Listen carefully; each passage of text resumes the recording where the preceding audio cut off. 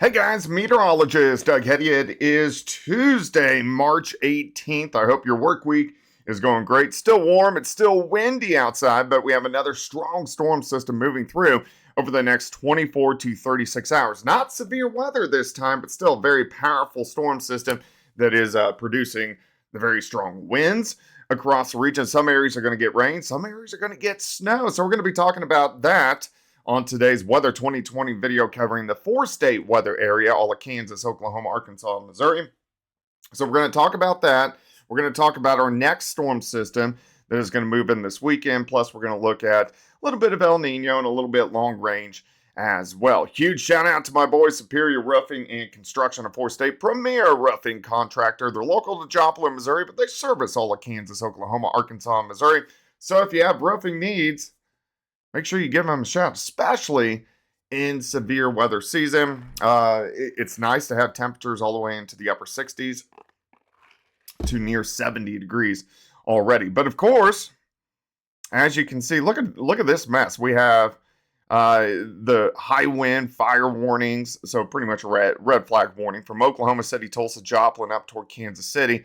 Then you got a high wind warning. And then you got a winter storm watch, and then you have a blizzard warning from Hayes to Omaha. So it's just kind of all over the place across the region. This is due to our next storm system kicking out of the Rockies. You can see the snow from Billings to Denver to Salt Lake City, all the way up into the Dakotas ahead of it. In the warm sector where we are getting the clouds, but that is just about it. But the winds, oh my gosh, here we go again.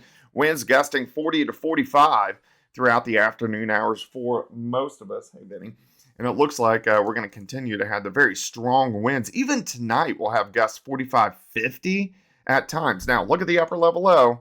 Here it comes, central Kansas. And the reason the winds are so strong is, one, this is a very powerful upper level low, but two, we're so close to the upper level low, so the strongest winds around the center. And then tomorrow, the winds switch out of the west and the northwest as that colder air starts to work in, but still the winds are going to be strong with gusts 40 upwards to about 45. So first off, let's look at this system.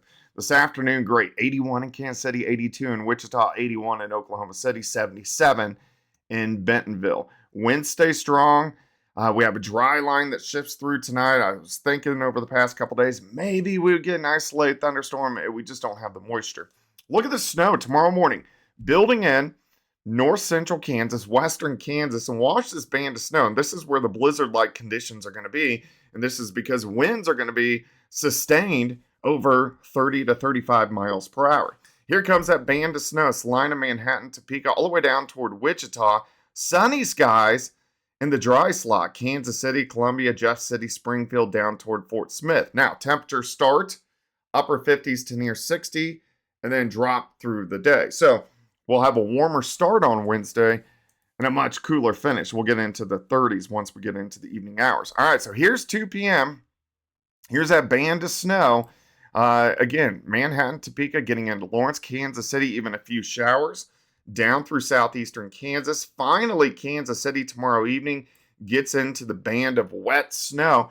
But look at this. We could get a rain-snow mix all the way down to Fort Scott, Nevada, maybe even a few flakes in Joplin, Springfield, as this band of snow rotates through, switches all over to snow as we go into Wednesday evening, light, and then continues to work out of here once we get into Thursday morning. Let's go into Thursday afternoon. It's going to be a cooler day, but still not a bad day. Let me center this map back up. About 55 Joplin, 60 in Tulsa, 53 in West Plains, Topeka, up to about 57 degrees. All right, so first off, let's look at snowfall potential here. Let me break this down here. So we're going to use some raw data here.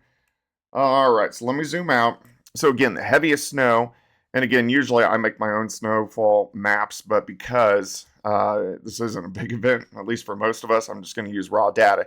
But again, Omaha to north central parts of Iowa, all the way down into central Kansas, most areas are going to pick up 6 to 10 inches. Now, once you get from Manhattan, Topeka, Lawrence, Kansas City, most likely upwards of an inch. But look at this. We could get a dusting all the way down to Chanute, Nevada, dusting, maybe a little bit more, Joplin, maybe upwards to half an inch in Springfield, even northwestern Arkansas. So for most of southeast Kansas, southwest Missouri, northwest Arkansas. I'm going to say a dusting to a quarter of an inch. Very similar to the last system we had just a couple weeks ago. But again, something we'll definitely keep our eyes on as we go through the next couple days. All right, so let me go back to that here. All right, let's pop that back up.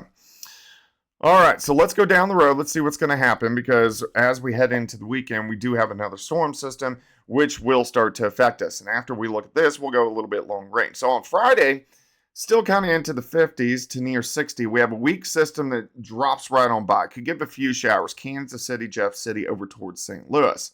Saturday looks pretty good. Warming up into the 60s across the region. Here comes our next storm system. This is another strong system, but it looks like showers and thunderstorms breaking out after midnight Saturday night from Wichita, Tulsa, northwest Arkansas, even Joplin. These could pack a little bit of a punch into Sunday morning, but I don't expect anything severe, but these could be some stronger storms. I think the better chance for severe weather is going to be Sunday afternoon down through Arkansas, Texas, and parts of Louisiana. So let's go a little bit long range here. Let's pull some models out. Let me drop this down just a bit for you guys. So we're going to go all the way to late next week, because this is when we get back into the part of the pattern that we've had our snows, the Jan 5th snow, the January 12th snow, the February 12th snow, like the February 18th snow, our biggest snow of the season. So this is when we get back into that part of the pattern. But here's the difference. I want to pull out the AO here. So the AO, it's our Arctic oscillation. So when it drops deep negative like it did early January, also the middle of February, that's when we get the Arctic air. So that's when we had our coldest air. And of course, much better chances for snow. So when this part of the cycle came around early January, look at our AO is almost -4. Look at our AO the second time it came around, -5. Look at it this time around, it's near neutral. So we're not going to get the Arctic air, which is fine, but we will still most likely get some big storm systems. So here's the upper level lows. So coming out late next week into next weekend, another strong storm system. Look at the upper level low. So this is next Sunday. So this could be a possible severe weather event, and we'll see if any cold air can get in behind it, because we have this back wave right around April 1st. So the 31st into April 1st, that could give us possibly a little bit of rain over to snow. But I think this system may be a little better chance that we could get some severe weather. Also, let's go back. Let's look at El Nino. I know this is very hard to see, but we want to look at the 3.4 index here. So we've had a weak El Nino the past few months, but we're back to neutral phase. So we're going to have to see, where does that sit as we go into the spring. It doesn't really affect the pattern too much, meaning it doesn't affect the length of the pattern, the cycle length, because this year we're on a very short cycle, one of the shortest ones I've ever seen. It's 41 days. But it will affect next year's pattern if we stick into that neutral phase. And it looks like that's kind of where we're going to stick as we go through the summer into next fall. So I'm going to be keeping my eyes on that as well. All right, guys, anything you want me to talk about, just leave it in the comment section. Of course, as big systems come up, we kind of break those down. But on more quiet days, I like to do a little bit more long-range forecasting. Hope you have a great Tuesday, and we'll chat tomorrow.